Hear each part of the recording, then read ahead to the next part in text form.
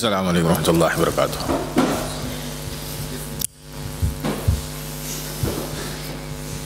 الحمدللہ رب العالمین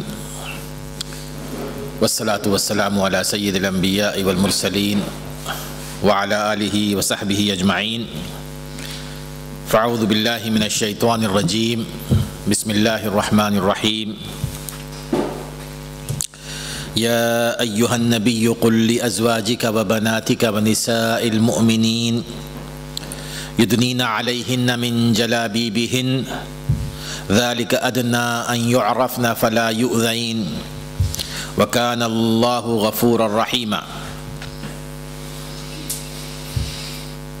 جیسے کہ یہ اعلان کیا گیا ہے کہ آج کی ہماری اس مجلس کا موضوع پردے سے متعلق ہے، تو یہ بات ذہن میں رکھیے کہ پہلی بات تو یہ ہے کہ پردے سے متعلق اگر یہ موضوع ہے تو صرف خواتین سے متعلق نہیں ہے، بلکہ اس میں مردوں کا بھی کردار ہے، مرد حضرات بھی اس میں شامل ہیں۔ اور دوسری بات، پردے کے حوالے سے جس آیت کی میں نے تلاوت کی ہے، میں یہ چاہتا ہوں کہ اس آیت میں اللہ رب العزت نے ہماری جو رہنمائی فرمائی ہے، نہ صرف یہ کہ اللہ تبارک و تعالیٰ نے یہ حکم فرمایا کہ خواتین کو پردہ کرنا چاہیے، بلکہ اس کے تقاضے بھی بتائے، بلکہ اس سے متعلقہ جو امور ہیں ان کی جانب بھی اللہ رب العزت نے ہماری رہنمائی فرمائی ہے۔ تو میں اس حوالے سے بھی اور اس آیت میں جو الفاظ بھی آئے ہیں ان پر سرسری گفتگو کرتا ہوا آگے بڑھوں گا۔ اللہ رب العزت کا ارشاد گرامی ہے، یا ایھا النبی قل لازواجک وبناتک ونساء المؤمنین، اے رسول اکرم صلی اللہ علیہ وسلم، آپ فرما دیجئے اپنی بیویوں کو، اپنی بیٹیوں کو اور مسلمانوں کی عورتوں کو، یدنین علیہن من جلابیبہن، کہ وہ اپنی چادروں کا پلو اپنے اوپر لٹکا لیا کریں۔ ذالک ادنی ان یعرفن، اور یہ زیادہ قریب ہے کہ وہ پہچانی جائیں، فلا یؤذین، اور انہیں کوئی تکلیف نہ پہنچائی جائے۔ وکان اللہ غفور الرحیم، اور اللہ تبارک و تعالی بخشنے والا ہے اور مہربان ہے۔ حضرات گرامی، یہ آیت سورۃ الاحزاب کی نمبر 59 میں نے آپ کے سامنے پڑھی ہے۔ پردے پر گفتگو کرنے سے پہلے میں اس آیت کے آغاز میں اللہ رب العزت نے جس انداز میں ہماری رہنمائی فرمائی ہے اس پر گفتگو کروں گا۔ اللہ رب العزت کا ارشاد گرامی ہے کہ یا ایھا النبی، اے نبی صلی اللہ علیہ وسلم، قل لازواجک، آپ کہہ دیجئے، آپ حکم دیجئے۔ اب اس میں دو باتیں ہیں، دیکھیے، غور کرنے والے اس پر غور کر سکتے ہیں۔ سب سے پہلی بات تو اللہ رب العزت نے رسول اکرم صلی اللہ علیہ وسلم کو یہ حکم فرمایا کہ آپ نے اپنی عورتوں کو اس بات کا حکم دینا ہے، قل لازواجک، اپنی بیٹیوں کو حکم دینا ہے، اور مسلمان خواتین کو اس بات کا حکم دینا ہے۔ یہاں پر اللہ رب العزت یہ بھی فرما سکتے تھے ڈائریکٹ کہ اے مسلمان خواتین، اے مسلمان عورتوں، تمہیں پردہ کرنا چاہیے، تمہیں اپنی چادروں کا پلو اپنے اوپر لٹکا لینا چاہیے۔ نہیں، بلکہ اللہ تبارک و تعالیٰ نے رسول اکرم صلی اللہ علیہ وسلم کو حکم فرمایا کہ آپ نے ان کو حکم دینا ہے۔ معنی یہ ہے کہ خواتین کے حوالے سے، چاہے وہ بیوی ہو، چاہے وہ بیٹی ہو، چاہے وہ اپنے خاندان کی خواتین ہوں جو ہمارے اپنے حلقے میں آتی ہوں، ان کی رہنمائی کرنا، ان کو دین کی جانب بلانا، ان کو دین پر عمل کروانا، یہ سب سے پہلے گھر کے مرد حضرات کی ذمہ داری ہے کہ وہ کہیں اپنی بیوی سے کہ وہ پردہ کیا کرے، وہ کہیں اپنی بیٹیوں سے، وہ کہیں اپنے خاندان کی دیگر خواتین سے۔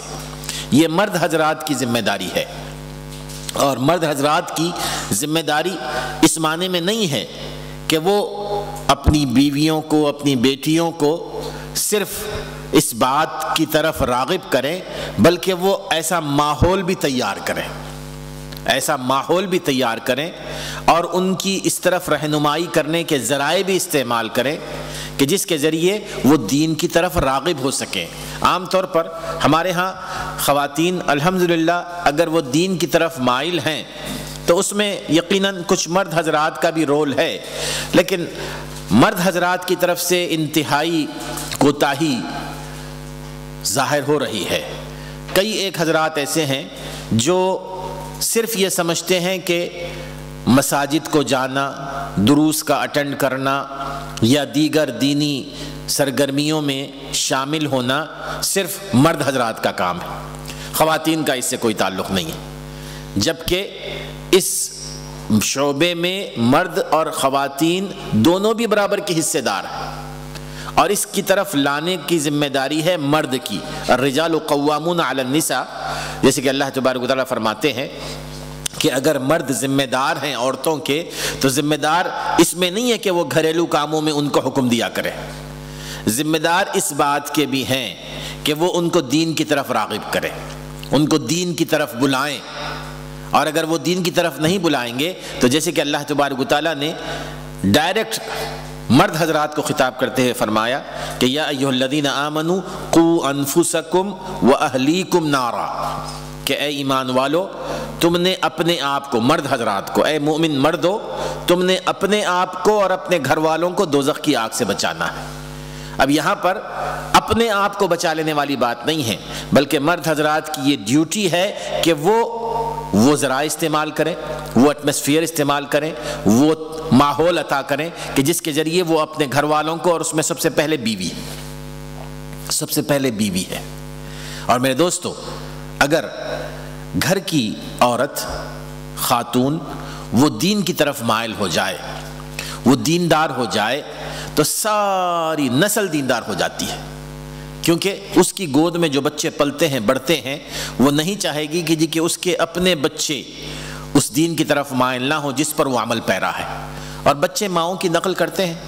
تو اس میں اگر شوہر یہ چاہتے ہیں کہ ان کی نسل ان کے آنکھوں کی ٹھنڈک بنے، آخرت میں ان کے درجات میں اضافے کا ذریعہ بنے، پہلا ٹارگٹ ہونا یہ چاہیے ان کا کہ بیوی کو دیندار بنائیں اگر دیندار نہ ہو۔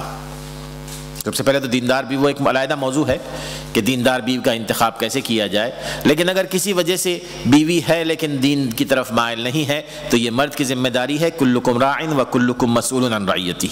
اس آیت سے یہ ایک پہلا نقطہ یہ نکلتا ہے۔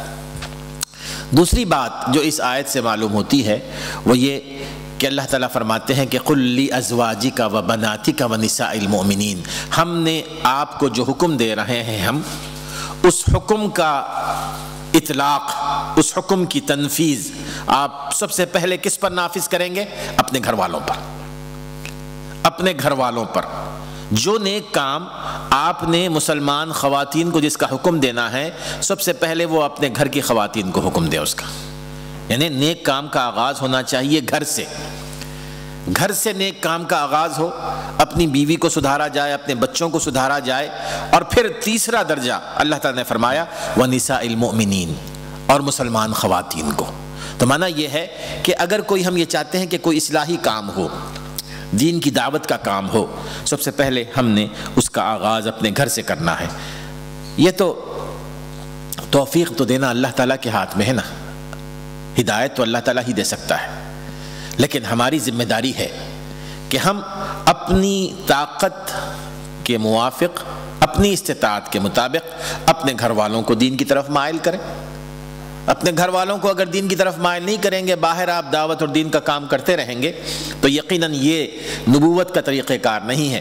یہ اللہ تبارک و تعالیٰ نے جو دعوت کے طریقے بتائے ہیں ان طریقوں میں سے نہیں ہے کہ آپ اپنے گھر کو بھول جائیں۔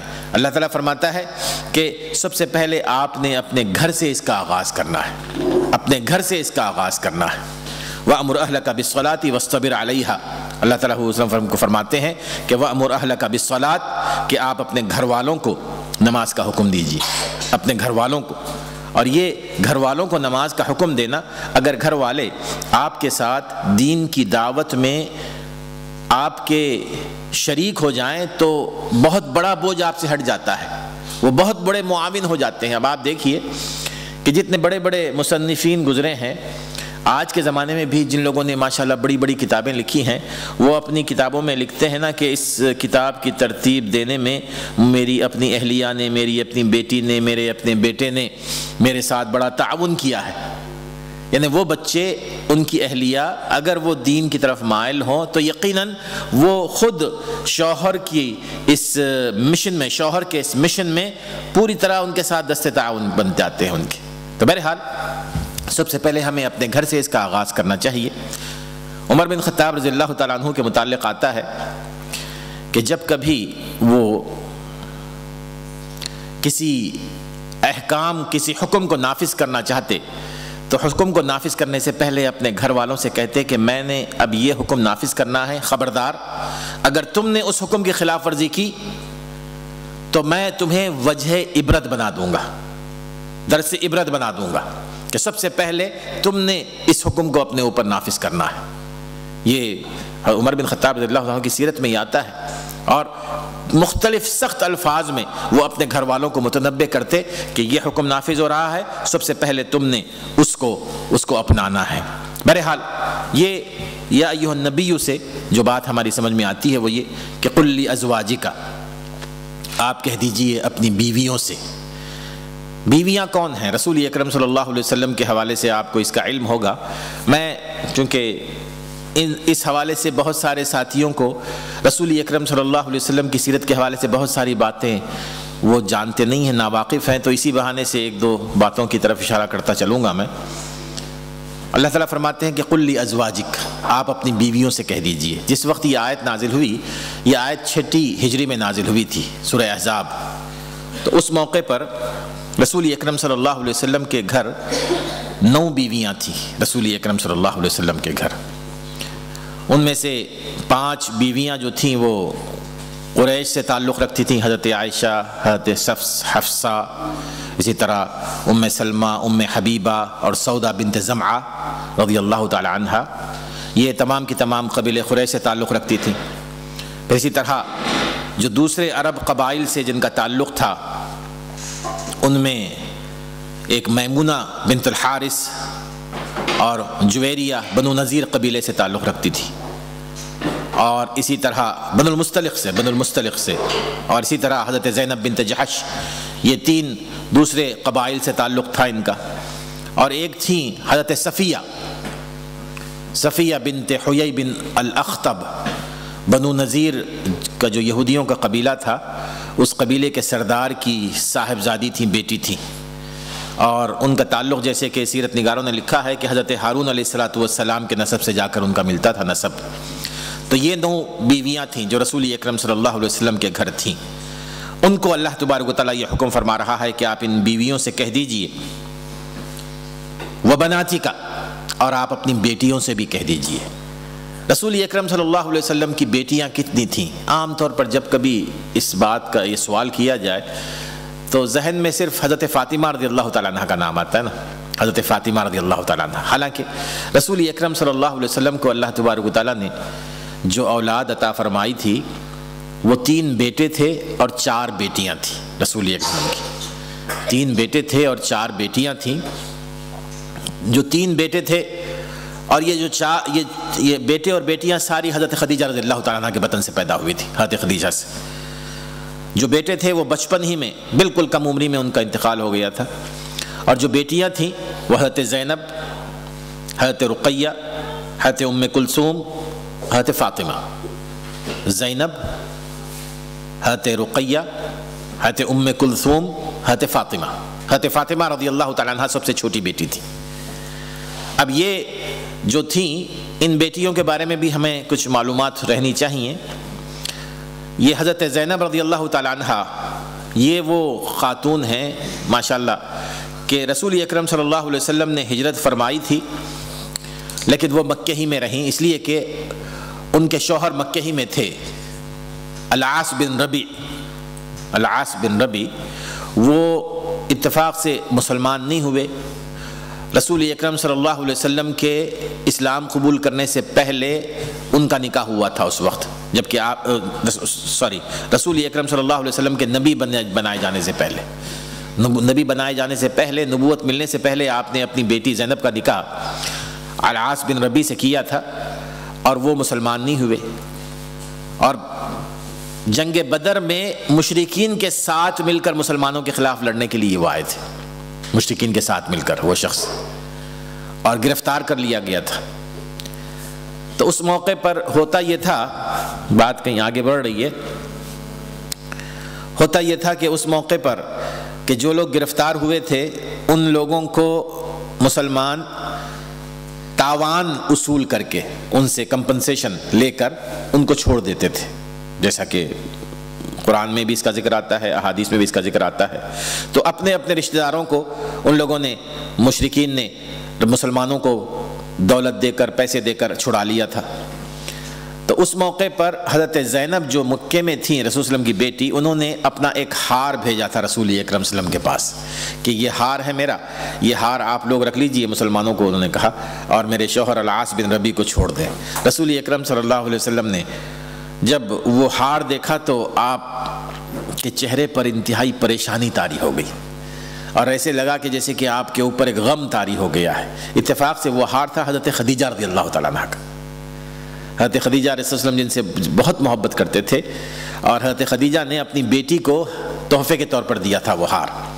تو رسول اکرم صلی اللہ علیہ وسلم نے ساتھیوں سے کہا کہ اگر تم چاہو، صحابہ سے آپ کہتے ہیں کہ اگر تم چاہو تو یہ ہار بھی ہم ان کو واپس کر دیں اور یہ عاص بن ربیع کو بھی چھوڑ دیں۔ اگر رسول صلی اللہ علیہ وسلم چاہتے تو خود بخود آپ کر سکتے تھے، لیکن آپ نے یہ مناسب نہیں سمجھا کہ میرا داماد ہے اس لیے میں جو چاہوں فیصلہ کر لوں۔ رسول صلی اللہ علیہ وسلم نے صحابہ سے مشورہ کیا تو صحابہ نے کہا کہ اس میں ہم کہاں مانے ہو سکتے ہیں، آپ جو فرما دیں ویسے ہی ہوگا۔ تو رسول اکرم صلی اللہ علیہ وسلم نے ان کو چھوڑ دیا تھا، لیکن بعد میں وہ حالت کفر ہی میں ان کا انتقال ہو گیا۔ باقی جو دو بیٹیاں تھیں، بعد میں حضرت زینب ہجرت کر کے آ گئی تھی نا، لیکن راستے میں ہی ایک مشرک نے ان پر حملہ کر کے ان کو شہید کر دیا تھا، حضرت زینب کو۔ اور پھر جو دو بیٹیاں تھیں حضرت ام کلثوم، حضرت رقیہ، ان کا نکاح بھی ہوا تھا مکے ہی میں نبوت سے پہلے ابو لہب کے دو بیٹوں سے، ابو لہب کے دو بیٹوں سے ہوا تھا۔ ابو لہب کے دو بیٹے تھے عتبہ اور عتیبہ، عتبہ اور عتیبہ۔ اب جب رسول اکرم صلی اللہ علیہ وسلم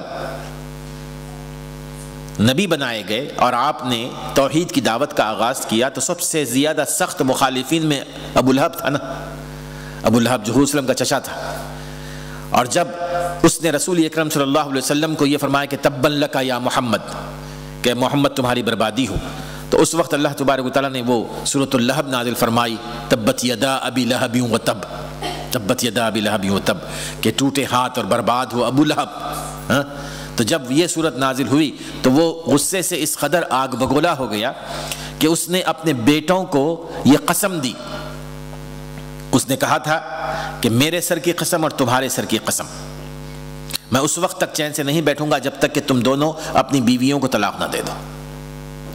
عتبہ کو بھی اس نے کہا، عتیبہ کو بھی اس نے کہا۔ تو ان دونوں نے اپنی بیویوں کو بلا کسی وجہ کے طلاق دے دی۔ عتبہ نے رقیہ کو طلاق دے دی اور عتیبہ نے ام کلثوم کو طلاق دے دی۔ رسول اکرم صلی اللہ علیہ وسلم کے لیے یہ ظاہر ہے کہ جی کہ باپ کے لیے سب سے بڑا مشکل وقت ہوتا ہے کہ بیٹیوں کو طلاق ہو جائے بلا کسی وجہ کی۔ رسول اکرم صلی اللہ علیہ وسلم اسی غم میں تھے کہ عتبہ جو بڑا بیٹا تھا ابو لہب کا، اس نے جیسے نہ صرف طلاق دی بلکہ رسول اکرم صلی اللہ علیہ وسلم کے ساتھ وقتاً فوقتاً گستاخیاں بھی کرتا تھا۔ ایک دفعہ آ کے اس نے سخت رسول اکرم صلی اللہ علیہ وسلم کے ساتھ اس نے گستاخی کی اور اس نے غلط الفاظ کہے، اور رسول اکرم صلی اللہ علیہ وسلم کے امام ابن قیم نے زاد المعاد میں اس کا ذکر کیا ہے کہ آپ کے چہرے پر اس نے تھوکنے کی کوشش کی۔ نوجوان تھا، جوشیلا، تو لیکن الحمدللہ اللہ تعالیٰ نے آپ کو بچا لیا۔ لیکن رسول اکرم صلی اللہ علیہ وسلم کی زبان سے اس وقت وہ جملہ نکلا کہ اکلک کلب من کلاب اللہ، اکلک کلب من کلاب اللہ، کہ تجھے اللہ کے کتوں میں سے ایک کتا کھا جائے گا، اللہ کے کتوں میں سے ایک کتا تجھے کھا جائے گا۔ ابو لہب کو جب اس کا پتہ چلا، ابن اسحاق نے بھی سیرت میں لکھا ہے، سیرت ابن ہشام میں اس واقعے کو، تو وہ اس قدر پریشان ہو گیا. اس کو پتہ تھا کہ رسول اکرم صلی اللہ علیہ وسلم کی زبان مبارک سے نکلا ہوا یہ جملہ خالی نہیں جائے گا. اب اس کو اپنے بیٹے کی اس قدر فکر ہو گئی، حالانکہ آپ کو جھٹلاتا تھا لیکن آپ کی بات پر اس کا ایمان تھا. اس کو اپنے بیٹے کی اس قدر فکر ہو گئی کہ ہر جگہ اس کو بہت ہی محفوظ رکھنے کی کوشش کرتا، لیکن شام کے ایک سفر میں اس پر شام کے ایک جانور نے جو شیر نما تھا، چیتا نما، وہ اس کو کھا گیا، اور پھر وہ ویسے ہی ہو گیا جیسے کہ رسول اکرم صلی اللہ علیہ وسلم نے فرمایا تھا. اب یہ دونوں بیٹیاں رسول اکرم صلی اللہ علیہ وسلم کی اتنی غمزدہ تھیں، لیکن یہ بات بھی یاد رکھیے کہ اللہ تبارک و تعالیٰ جو بھی فیصلہ فرماتے ہیں نا، اگر ایک مومن کا اس بات پر ایمان ہو کہ اللہ تبارک و تعالیٰ کا فیصلہ حکمت سے خالی نہیں ہوتا ہے، اللہ تعالیٰ کا جو بھی فیصلہ ہو، ہم بظاہر سمجھتے ہیں کہ وہ ہمارے حق میں اچھا نہیں ہے، لیکن اللہ تعالیٰ بہتر جانتا ہے. ہو سکتا ہے کہ اسی شر سے خیر کا پہلو نکل آئے، بشرطے کہ ہم اللہ تعالیٰ کے فیصلے پر راضی برضا ہوں. یہ سب سے اہم ترین چیز ہوتی ہے، اللہ تعالیٰ کے فیصلے پر راضی برضا ہوں، زبان پر شکایت نہ آئے، زبان پر کسی بھی قسم کا شکوہ نہ آئے، اللہ تعالیٰ کی قدرت، اللہ تعالیٰ کے فیصلوں پر کوئی اعتراض نہ ہو، اور یہ کہیں کہ جو اللہ تعالیٰ کا فیصلہ ہے ہمیں منظور ہے. تو اللہ تبارک و تعالیٰ اسی جو بظاہر ہمارے حق میں شر ہوتا ہے اسی سے خیر کا پہلو بھی نکال دیتے ہیں. حضرت رقیہ، حضرت ام کلثوم رضی اللہ تعالی عنہما کا جو نکاح ٹوٹ گیا تھا، اس کے بعد اللہ تبارک و تعالیٰ نے ان کا نکاح سارے ساتھی جانتے ہیں حضرت عثمان غنی رضی اللہ تعالیٰ عنہ سے کروایا. حضرت عثمان تیسرے جو خلیفہ تھے، ماشاءاللہ، ایک بیوی کا انتقال ہوا تو پھر دوسری بیوی کو اپنی بیٹی کو حضور صلی اللہ علیہ وسلم نے ان کو دے دیا، اسی لیے عثمان ذی النورین کہا جاتا ہے نا، عثمان ذو النورین. تو یہ وہ بات تھی کہ وہ دونوں اللہ کے فیصلے پر راضی تھیں، اس وجہ سے اللہ تبارک و تعالیٰ نے ان کو وہ مقام عطا فرمایا کہ مشہور صحابی سے ان کا نکاح ہوا. حضرت ام سلمہ رضی اللہ تعالیٰ عنہ، ام سلمہ رضی اللہ تعالیٰ عنہ رسول اکرم صلی اللہ علیہ وسلم کے ازواج مطہرات میں سے ہیں. وہ ان کے شوہر تھے ابو سلمہ، بہت محبت تھی دونوں کی آپس میں، حضرت ام سلمہ کی وہ ابو سلمہ کے ساتھ. ابو سلمہ کا انتقال ہو گیا، ام سلمہ انتہائی پریشان ہو گئی، بہت پریشان رہیں. تو ایک خاتون نے آ کر ان سے کہا کہ تم اتنی پریشان ہو اپنے شوہر کی جدائی میں، تم یہ دعا پڑھا کرو جو رسول اکرم صلی اللہ علیہ وسلم نے سکھائی ہے. انہوں نے ان کو دعا سکھائی کہ اللہم اجرنی فی مصیبتی واخلف لی خیرا منہا. اللہم اجرنی فی مصیبتی، اللہ مجھے اس مصیبت میں اجر عطا فرما، واخلف لی خیرا منہا، اور مجھے اس سے بہتر عطا فرما، اس سے بہتر عطا فرما. پہلے لمحے میں ام سلمہ نے یہ کہا کہ مجھے ابو سلمہ سے بہتر شوہر کوئی نصیب ہو سکتا ہے. پھر فوری طور پر انہوں نے اپنی رائے بدل لی اور کہا کہ میں اللہ کے فیصلے پر راضی ہوں، اور اللہ تبارک و تعالیٰ یقیناً میری اس دعا کو قبول فرمائیں گے، اللہم اجرنی فی مصیبتی واخلف لی خیرا منہا. اور کچھ عرصے کے بعد ان کی عدت پوری ہو گئی تو رسول اکرم صلی اللہ علیہ وسلم کا قاصد آیا، اور اس نے آ کے رسول اکرم صلی اللہ علیہ وسلم کا رشتہ ان کو دیا اور کہا کہ رسول اکرم صلی اللہ علیہ وسلم تم سے نکاح کرنا چاہتے ہیں. ان کے چہرے پہ ایک عجیب سی مسکراہٹ آ گئی، یعنی کہ وہ یہ سمجھنے لگی کہ جی کہ اتنی مسکراہٹ آ گئی کہ اللہ تبارک و تعالیٰ نے اتنی جلد میری دعا قبول فرمائی ہے، اور رسول اکرم صلی اللہ علیہ وسلم سے بہتر کون سا ہو سکتا ہے کہ واخلف لی خیرا منہا. بشرطے کہ ہمارا ایمان ہونا اللہ رب العزت کی ذات پر کہ اللہ تبارک و تعالیٰ کے فیصلوں پر اگر ہمارا ایمان ہو، اللہ تبارک و تعالیٰ یقیناً ہمارے حق میں کوئی بہتر نعم البدل عطا فرما سکتے ہیں، چاہے چھوٹی مشکل ہو چاہے بڑی مشکل ہو. یعنی کوئی کسی کا بزنس لاس ہو گیا ہو، کسی کی گاڑی گم ہو گئی ہو، یا چھوٹا موٹا بھی معاملہ ہو، ہمیں یہ دعا پڑھتے رہنی چاہیے، اللہم اجرنی فی مصیبتی واخلف لی خیرا منہا. تو یہ، اور پھر حضرت فاطمہ رضی اللہ تعالیٰ عنہ کے بارے میں تو آپ کو پتہ ہی ہے، حضرت علی رضی اللہ تعالیٰ عنہ سے ان کا نکاح ہوا تھا. یہ تو مقدمہ تھا، تمہید. ہاں، قل لازواجک و بناتک و نساء المؤمنین، اور مومن عورتوں سے آپ فرما دیجئے یدنین علیہن من جلابیبہن، کہ وہ اپنی چادروں کے پلوں کو اپنے اوپر لٹکا لیا کریں. یدنینا، الادنا، ادنا جو ہے نا عربی زبان میں کہتے ہیں کہ کسی چیز کو اوپر سے نیچے کی طرف لٹکانا، جسم کو لگاتے ہوئے، جسم کو مس کرتے ہوئے کسی چیز کو اوپر سے نیچے کی طرف لٹکانا. امام ابن سیرین کہتے ہیں کہ ایک مشہور فقیہ تھے اس وقت کے، جو رسول اکرم صلی اللہ علیہ وسلم کے زمانے میں مسلمان ہوئے تھے لیکن رسول صلی اللہ علیہ وسلم سے ان کی ملاقات نہیں ہوئی تھی. ان سے انہوں نے پوچھا کہ اس آیت کا مطلب کیا ہے کہ یدنین علیہن من جلابیبہن. تو انہوں نے اپنی چادر اپنے اوپر لٹکا لی ایسے، اس طرح کہ ان کا چہرہ سارا ڈھپ گیا.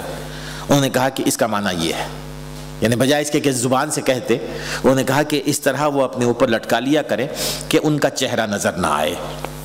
ذالک ادنی ان یعرفن، اور یہ ذالک ادنی ان یعرفن، یہ یعنی یوں سمجھیے کہ پہچانے جانے میں یہ زیادہ قریب ہے کہ لوگ تم کو پہچانیں.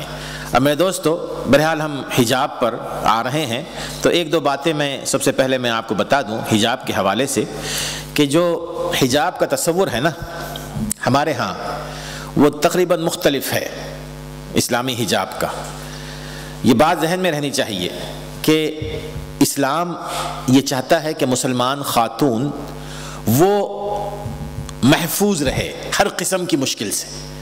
اس کو اسلام نے یوں سمجھیے کہ جیسے آپ کے پاس کوئی ہیرا ہے اور جس طرح آپ اس کو بڑی حفاظت سے بڑے ہی عالیشان کپڑے میں لپیٹ کر رکھتے ہیں نا، اسلام بھی خاتون کو اسی انداز میں رکھنا چاہتا ہے کہ وہ ہر قسم کے فساد سے، ہر قسم کی چیز سے اپنی پاکیزگی کو، اپنی عزت کو، اپنی عصمت کو صحیح طور پر بچا کر رکھے. اور یہ جو اس کے کپڑوں میں اور خاتون کی زینت اور زیبائش میں جو اسلام نے اگر کوئی پابندی لگائی ہے، تو مطلب یہ نہیں ہے کہ اس کی آزادی پر پابندی ہے، بلکہ اس فساد سے اس کو روکنا ہے جو شیطان اس کے ذریعے دنیا میں پھیلانا چاہتا ہے. اور پھر ایک بات یہ ذہن میں رکھیے کہ یہ جو حجاب ہے، حجاب کا معنی کیا ہے؟ حجاب کا معنی یہ نہیں ہے کہ صرف اسکارف لگا لیا جائے، لپیٹ لیا جائے، یا برقعے کی شکل کوئی پہن لی جائے. حجاب تو ایک ذریعہ ہے، مقصد نہیں ہے. حجاب ایک ذریعہ ہے. ذریعہ کیا ہے؟ کس چیز کی طرف لے جاتا ہے ذریعہ؟ یہ لے جاتا ہے کہ خاتون اپنی عزت اور اپنی عصمت کی حفاظت کرے، اور اس انداز میں کہ کوئی شخص اس پر انگلی نہ اٹھا سکے، کسی اور کی وجہ سے وہ فتنے میں مبتلا نہ ہو، کوئی اور اس کو فتنے میں مبتلا نہ کرے، نہ ہی وہ کسی اور کو فتنے میں مبتلا کرے. مقصد یہ ہے کہ خاتون اپنی پاکیزگی کو، اپنی شرافت کو، اپنے اخلاق کو، اپنی عزت کو، اپنی عصمت کو محفوظ رکھ سکے. حجاب کا مقصد ہے، اور اس کا ذریعہ یہ حجاب ہے. حجاب خود مقصد نہیں ہے، حجاب تو ذریعہ ہوتا ہے. تو اس اعتبار سے اس پہلو سے ہمیں سوچنا چاہیے کہ حجاب کے جو احکام قرآن مجید میں مختلف جگہوں پر آئے ہیں، ان کا مقصد کیا ہے اور وہ کس انداز میں ہے. حجاب سے متعلق جو آیات قرآن مجید میں اللہ تبارک و تعالیٰ نے ذکر فرمائی ہیں، اگر آپ مطالعہ کریں تو معلوم یہ ہوتا ہے کہ قرآن مجید نے یہ نہیں کہا کہ یدنین علیہن من جلابیبہن، کہ تم نے اپنے اوپر صرف یہ چادر لٹکا لینی ہے، بلکہ سورۃ النور میں اور سورہ احزاب میں حجاب سے متعلق جو تفصیلی آیات آتی ہیں، اگر آپ ان کو پڑھ لیں تو معلوم یہ ہوتا ہے کہ قرآن مجید میں اللہ تبارک و تعالیٰ نے وہ راستے بتائے ہیں کہ جن پر عمل کر کے ایک خاتون باحجاب ہو سکتی ہے.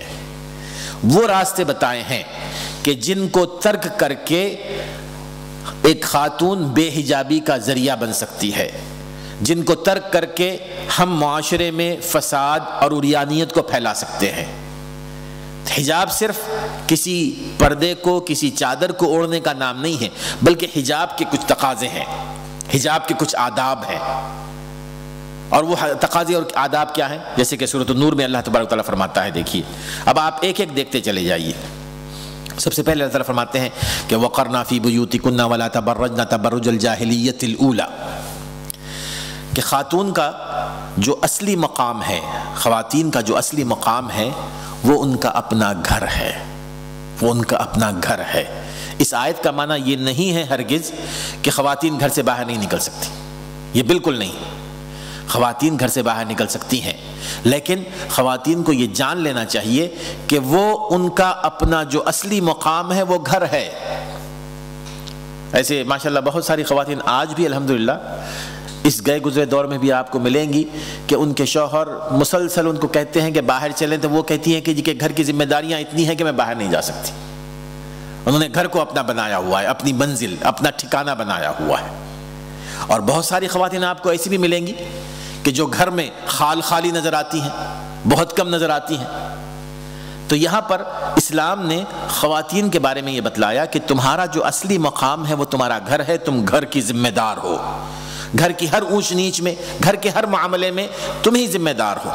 وقرنا فی بیوتکن، تمہیں گھر میں رہ کر قرار آنا چاہیے، سکون ملنا چاہیے۔ ایسے نہیں کہ جی کہ تم گھر میں بیٹھی رہو تو بس نچلے پاؤں بیٹھی رہو کہ کب گھر سے باہر نکلنا ہے۔ نہیں، ایک خاتون کو جو نیکی جس کے اندر پائی جاتی ہے، اگر گھر سے باہر نکلے تو اس کو اس بات کی جلدی ہوگی کہ کب جلد سے جلد میں گھر پہنچوں۔ یہ وقرنا قرار سے ہے نا، یہ سکون سے۔ وقرنا فی بیوتکن ولا تبرجن تبرج الجاہلیت الاولی، اللہ تعالیٰ فرماتا ہے کہ اگر تم نے باہر نکلنا بھی ہو تو تمہیں اجازت ہے باہر نکلنے کی، باہر نکلنے کی اجازت ہے، لیکن وہ انداز نہ اختیار کرو جو دور جاہلیت میں اسلام سے پہلے خواتین اختیار کرتی تھیں، وہ انداز نہیں ہونا چاہیے۔ اب وہاں پر یہ آیت جو میں نے آپ کے سامنے سورۃ الاحزاب کی پڑھی تھی کہ یدنین علیہن من جلابیبہن، کہ وہ جب نکلیں تو ادنا کہتے ہیں کہ اپنی چادر کو اپنے جسم سے لپیٹ کر جس طرح لفافہ ہوتا ہے اس طرح بنا لیا جائے، اور اپنے اوپر لٹکا لیا جائے کہ جس سے ان کا چہرہ نظر نہ آئے۔ اور جیسے کہ حدیث میں بھی اس کا ذکر آتا ہے، علماء سلف نے بھی اس کا ذکر کیا ہے کہ جی کہ ایک آنکھ نظر آئے۔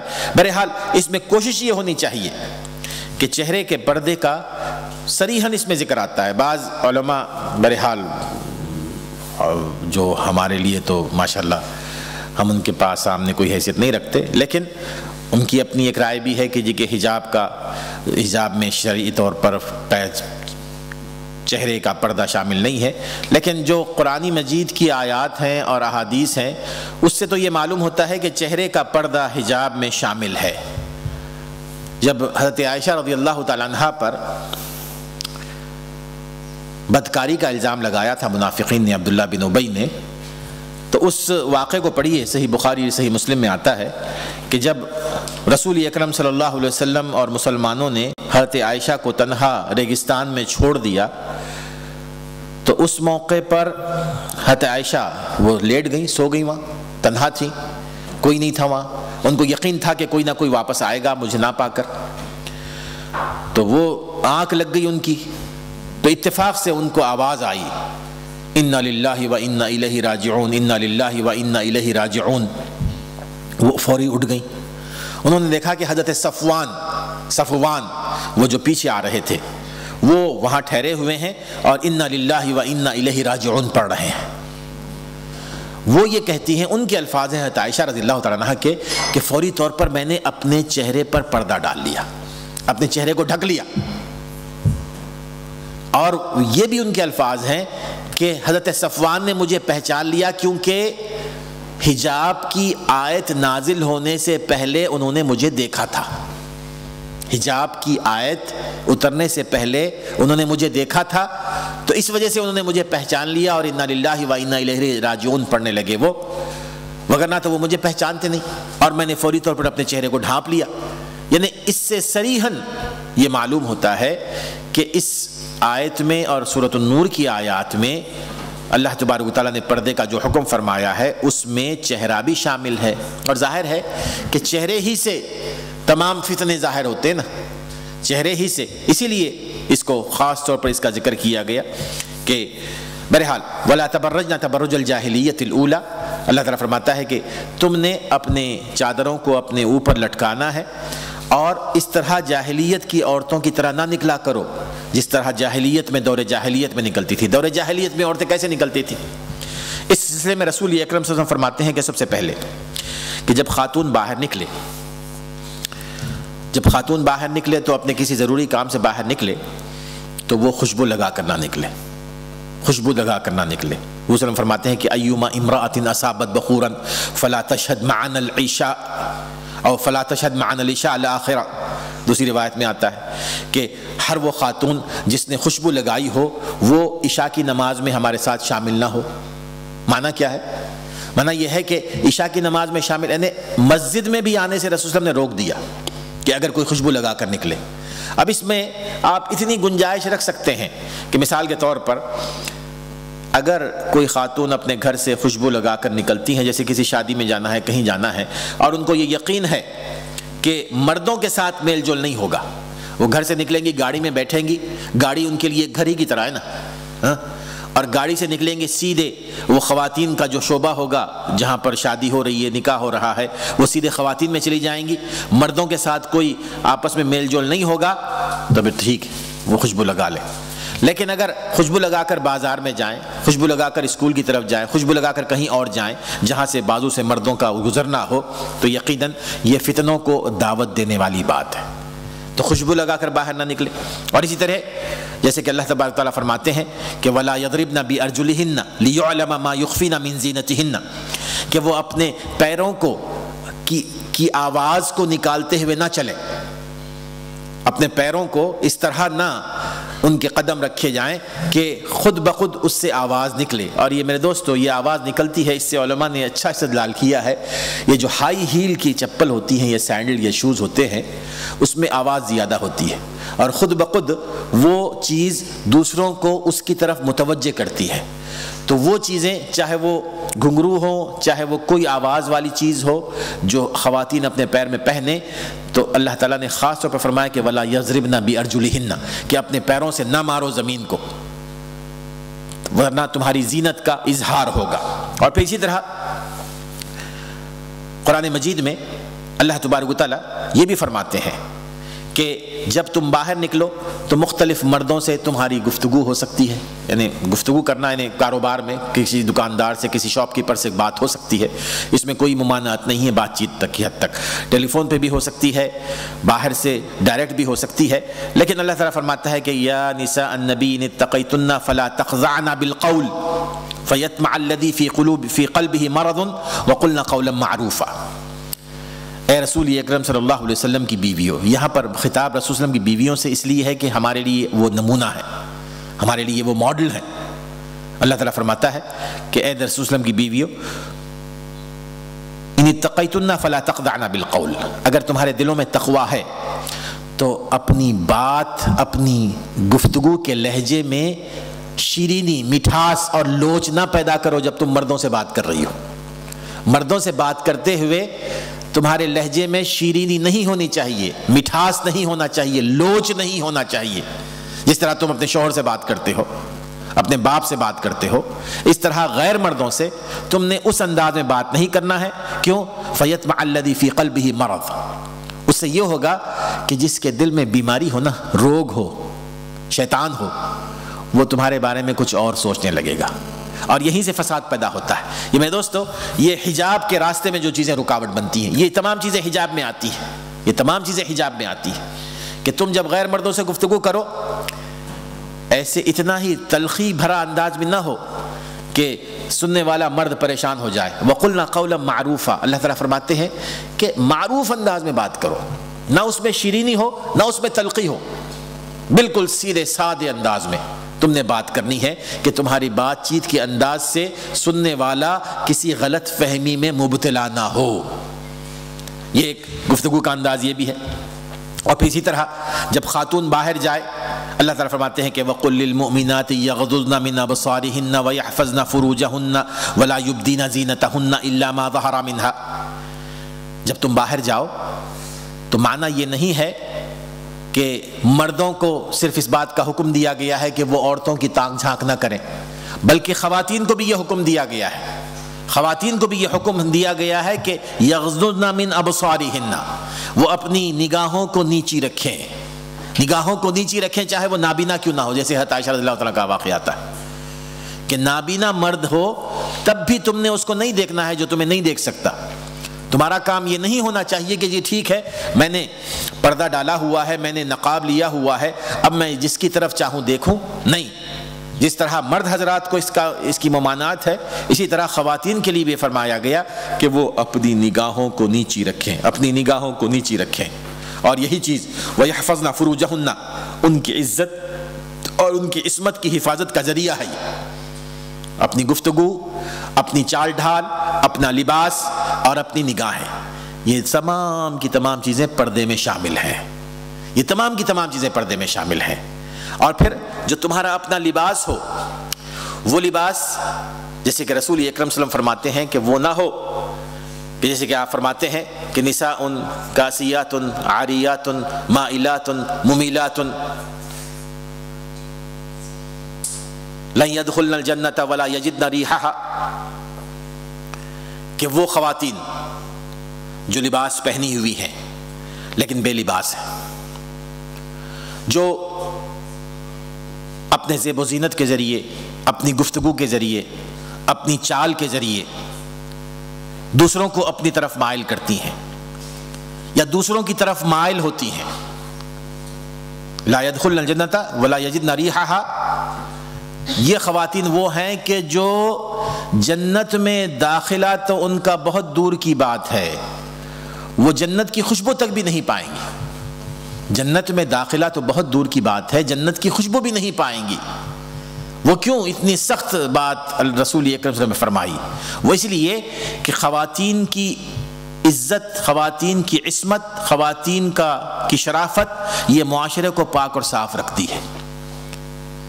شیطان معاشرے کو گندا کرتا ہے تو خواتین کو اپنا شکار بنا کر. اگر گھر کی خاتون، معاشرے کی خاتون، اگر اس میں یہ برائیاں پیدا ہو جائیں تو معاشرہ خود بخود بگڑنے لگتا ہے. میرے دوستو، ہم جس معاشرے میں رہ رہے ہیں یہ علیحدہ بات ہے، لیکن کوشش ہماری ہونی چاہیے کہ ہمارا جو حلقہ ہے وہ پاکیزہ ہو، گھر کی حد تک، خاندان کی حد تک. اب یہاں پر رسول اکرم صلی اللہ علیہ وسلم نے جو بات بیان فرمائی اس حوالے سے آپ یہ کہہ سکتے ہیں کہ خاتون کا جو لباس ہو اس میں 3 چیزیں ہونی چاہیے. ایک تو وہ لباس ایسا نہ ہو کہ جو جسم کو لگا ہوا ہو، بالکل ڈھیلا ڈھالا ہو، ڈھیلا ڈھالا لباس ہو، جسم کو پوری طرح لگا ہوا نہ ہو، ڈھیلا ڈھالا لباس ہو. اور دوسرا وہ یہ نہ ہو کہ جس سے جسم کی اندرونی ساخت جھلکتی ہو، ٹرانسپیرنس، یا ایسے ہو کہ یہ بالکل ہی اس سے منع کیا گیا ہے کہ ایسا لباس کہ جس سے جسم کا اندرون جھلکتا ہو. اور تیسری چیز کہ وہ لباس زیب و زینت والا نہ ہو، یعنی چاہے وہ اسکارف ہو، چاہے وہ برقع ہو. اب یہ حجاب کا مقصد کیا ہے؟ حجاب کا مقصد ہے کہ خاتون کی خوبصورتی، خاتون کی زینت کو چھپایا جائے نا. تو اگر کوئی خاتون ایسا اسکارف پہن لیں، ایسا برقع پہن لیں جس میں کشیدہ کاری کی ہوئی ہو اور جو بہت ہی خوبصورت سا ہو، تو وہ خود زیب و زینت والا ہے. تو ایک چیز جو انتہائی خوبصورت ہے وہ خوبصورتی کو کیسے چھپا سکتی ہے؟ آپ نے اپنی زینت کو چھپانے کے لیے ایک اور زینت اپنے اوپر لگا لی، تو یہ چیز مردوں کو خود بخود مائل کرے گی، اور خاص طور پہ ان مردوں کو جن کے دلوں میں شیطان ہوتا ہے. تو اس لیے چاہے وہ اسکارف ہو، چاہے وہ برقع ہو، چاہے وہ چادر ہو، ایسی ہونی چاہیے کہ جو دوسروں کو اس کی طرف مائل نہ کر سکے. تو یہ حجاب میں ساری کی ساری یہ چیزیں آتی ہیں. تو کوشش ہماری یہ ہونی چاہیے کہ جب گھر سے ہم باہر نکلیں تو ان کا خیال رکھا جائے، ان تمام چیزوں کا. اور جب گھر میں بھی ہو، اگر آپ کے پاس کوئی مرد آ رہے ہیں یا کوئی ہے، جیسے کہ اللہ تبارک و تعالیٰ فرماتے ہیں نا کہ وَإِذَا سَأَلْتُمُوهُنَّ مَتَاعًا فَاسْأَلُوهُنَّ مِنْ وَرَاءِ حِجَابٍ ذَلِكُمْ أَطْهَرُ لِقُلُوبِكُمْ وَلِقُلُوبِهِنَّ، کہ جب کبھی کوئی مرد حضرات آ جائیں جو محرم نہ ہو، اگر تم سے وہ کچھ پوچھنا چاہتے ہیں، کچھ لینا چاہتے ہیں، تو تم نے حجاب کی آڑ میں، یہ آیت حجاب کہلائی جاتی ہے کہ فوری طور پر ان کے سامنے نہیں جانا ہے، بلکہ پیچھے سے، ڈور کے پیچھے سے آپ ان سے بات کریں، لینا دینا ہو، جو کچھ کرنا ہو وہ کریں. اس حوالے سے میں یہ بھی بتا دوں کہ ہمارے ہاں سادگی بہت زیادہ ہے. اپنے ملکوں میں یہ ہوتا رہا ہے، وہاں پر دروازے نہیں ہوتے تھے، ڈور نہیں ہوتے تھے، ہر شخص جو منہ اٹھائے چلا گیا. اگر آج کل یہ سسٹم ابھی بھی ہے اپنے برادری میں یا خاندان میں، چاہے وہ محرم ہے چاہے غیر محرم ہے، اپنے کسی رشتہ دار کے گھر جائے، وہ دروازہ نوک کریں گے یا دروازہ کھلا رہے تو بغیر نوک کرے داخل ہو جائیں گے۔ گھر میں اگر مرد نہ بھی ہو تو جا کے وہ بغیر پوچھے بیٹھ جائیں گے سٹنگ روم میں۔ یہ عام طور پر ہوتا ہے، اور خواتین بھی اس پر اعتراض نہیں کرتی ہیں، کہتی ہیں کہ جی ٹھیک ہے وہ نہیں ہے اس وقت، آپ بیٹھیے میں آپ کے لیے چائے بناؤں۔ یہ لا یخلون رجل بامرأۃ، مسلم فرماتے ہیں کہ یہ بات یاد رکھو کہ کسی عورت کو غیر محرم کے ساتھ تنہائی میں بیٹھنا سختی سے منع ہے۔ ایک اور حدیث میں آپ نے فرمایا کہ تم اگر غیر محرم کے ساتھ کوئی مرد کے ساتھ تم بیٹھے ہوگی تو وہاں پر تم دو نہیں ہوں گی، وہاں تیسرا بھی ہوگا، اور وہ شیطان ہوگا، تیسرا شیطان ہوگا۔ تو چونکہ جو معاشرے میں برائیاں پھیلتی ہیں وہ عام طور پر قریب رشتہ داروں ہی سے پھیلتی ہیں، غیروں سے نہیں، قریبی رشتہ داروں سے۔ اگر قریبی رشتہ دار اس کا خیال رکھیں کہ میں جس گھر میں جا رہا ہوں اس گھر میں جو خاتون ہے وہ میرے لیے غیر محرم ہے، محرم نہیں ہے، میں اس کے لیے محرم نہیں ہوں، تو اس کا یہ کام نہیں ہے کہ اگر گھر کے مرد نہ ہوں تو وہ اندر داخل ہو، وہیں سے چلا جائے۔ اور خاتون کی بھی یہ ضرورت نہیں ہے کہ وہ اس مرد کو گھر میں آنے کی اجازت دے یا کہے کہ جی کہ آپ بیٹھیے، وہ ابھی تھوڑی دیر میں تشریف لا رہے ہیں۔ نہ ہی مرد کو یہ چاہیے کہ وہ فون کر کے کہے اپنی بیوی کو کہ تم ان کو بٹھاؤ میں آ رہا ہوں۔ یہ ساری کی ساری باتیں ہوتی ہیں عام طور پر، تو اس کا ہمیں اس کا خیال رکھنا چاہیے کہ گھر میں جب خاتون ہو تو غیر محرم کے ساتھ وہ نہ بیٹھے، اگر وہ بیٹھے گی تو یقین وہاں پر شیطان داخل ہو جائے گا۔ بہرحال اس حوالے سے رسول اکرم صلی اللہ علیہ وسلم کی احادیث اور قرآنی آیات کو سامنے رکھ کر اگر آپ حجاب کا جو مفہوم متعین کریں گے وہ یہ ہے کہ حجاب صرف اسکاف اور برقعے کا نام نہیں ہے، بلکہ اس کے کچھ تقاضے ہیں اور اس کے کچھ آداب ہیں۔ وہ تقاضے اور آداب قرآن مجید نے واضح بیان کر دیے ہیں، وہ خاتون کی آواز کے حوالے سے ہیں، خاتون کی چلن کے حوالے سے ہیں، خاتون کے اندر اور گھر کے باہر رہنے کے حوالے سے ہیں، خاتون کے لین دین کے حوالے سے ہیں، خاتون کے لباس کے بھی حوالے سے ہیں۔ ہمیں کوشش کرنی چاہیے کہ ان تمام چیزوں کو اگر ہم فالو کریں گے تبھی ہم مکمل طور پر وہ لباس پہنیں گے جس کے ذریعے ہم اپنی شرافت کو قائم رکھ سکتے ہیں۔ اللہ تعالی ہمیں سمجھنے عمل کرنے کی توفیق عطا فرمائے۔ بارک اللہ فیکم مولانا صاحب، یقیناً ماشاءاللہ بہترین موضوع تھا، ہم نے اسے کافی استفادہ اٹھایا ہوگا اور کوشش کریں گے اس کو اپنی زندگی میں عمل کرنے کی کوشش کریں، آمین۔ کچھ سوال میرے پاس ٹیکسٹ کے ذریعے سے آئے ہیں، تو اگر بہنیں اپنا سوال کرنا چاہتی ہیں تو انشاءاللہ وہ پیپر جو ہم نے سائٹ پہ رکھے ہوئے انشاءاللہ اس کو استعمال کر کے اپنا سوال لکھ سکتی ہیں۔ انگلش میں لکھنا چاہتی ہیں یا اردو میں تو انشاءاللہ دونوں میں مسئلہ نہیں ہوگا، تو بھائی یقیناً پوچھ بھی سکتے ہیں یا اپنا لکھ کر بھی بھیج سکتے ہیں۔ پہلا سوال ہے کہ اگر بیوی اکثر خاوند سے گلے شکوے کرے یا اس کے بارے شکوے دوسروں کو کرے، کیا ایسی عورت کو طلاق دے دینی چاہیے جیسے کہ ابراہیم علیہ السلام نے اپنے بیٹے کو حکم دیا تھا؟ جزاک اللہ خیر۔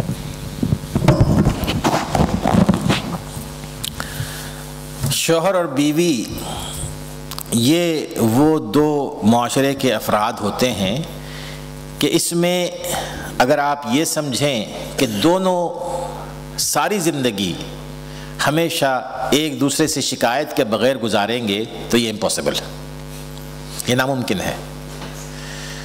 ایک گھر میں رہتے ہوئے ایک دوسرے سے شکایتیں ہوتی ہیں، اور یہی وجہ ہے رسول اکرم صلی اللہ علیہ وسلم نے فرمایا کہ لا یفرق مؤمن مؤمنۃ ان کرہ منہا خلقا رضی منہا آخر، کہ شوہر اور بیوی کو یہ نہیں چاہیے کہ وہ ایک دوسرے کے اندر پائی جانے والی کمزوریوں کو ایشو بنائیں۔ جب کبھی شوہر اپنی بیوی میں کوئی کمزوری دیکھے یا بیوی اپنے شوہر میں کوئی کمزوری دیکھے تو وہ اس کو اگنور کرے اور پھر اس کی کسی خوبی کو اپنے ذہن میں لے آ جائے۔